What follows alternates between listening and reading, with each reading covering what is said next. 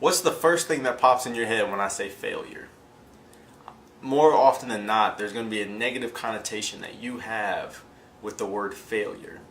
And this is due to a lot of reasons. But one of the reasons is because we need that sense of community, which leads us to wanting to be accepted by people. And our need to be accepted leads us to fear failure. Because what happens if that thing doesn't work out? What happens if my friend group doesn't like me because I've changed? What happens if I leave all my friends and I can't make new ones? That fear prevents us from wanting to fail and causes a fear of failure. And that's all derivative of wanting to be accepted. But if you want to be successful, you need to create your own value system and determine what's important to you, rather than living a life that's determined on what other people say is important.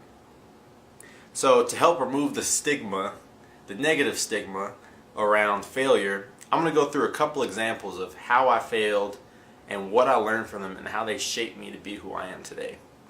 So the first one is when I was 14 years old, I had my first official job and I worked at Culver's. I failed horribly at that job. And I'm thankful that I failed at it because I found out I do not like working in fast food. It is not for me. I don't like running around orders. I don't like making the food for people. I discovered that I have no passion or desire to work there. And after that day, I never worked in fast food again. And it seems like a small detail, but due to that one experience, I never even applied for another restaurant, even though I was 14 at the time. So it's a small example, but even through that failure, I learned something. And the next one is football. Football was the biggest focus of my life from 8th grade until about the beginning of my senior year of college. So that's a lot of time and a lot of dedication that was required to even keep me motivated to stay in the sport that long. But I failed at it. I didn't ever play at all in college. And it wasn't until I accepted that I don't care about football that I can move on. And I would consider that a failure. You know, I quit. I quit something that I had been putting all my heart and soul and energy into. But the reason why I quit it was because I discovered new passions. And I discovered that I was playing football to be accepted. I wanted to be a part of that group. I wanted people to see me as a successful athlete. But personally, I just wanted to be successful. And I'm much more passionate about business than I've ever been about football. So that failure led me to be passionate about business. But the beauty of that failure is, if I had never played football, I don't know if I would have gone to college.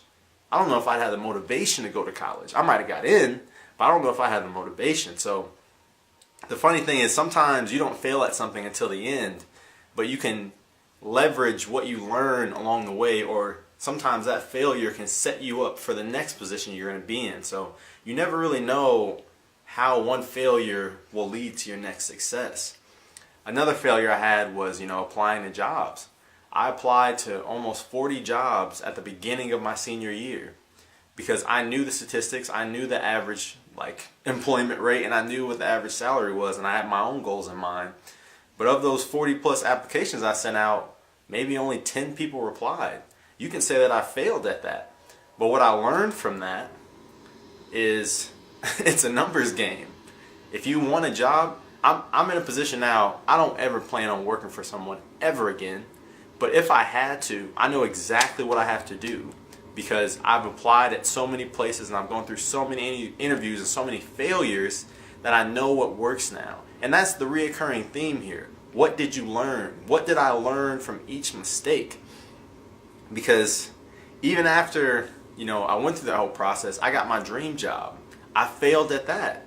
I didn't like the corporate world. I didn't like being put in a box and being told this is the only thing I'm supposed to focus on.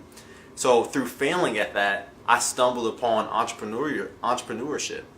So each failure really pushed me closer to where I am today.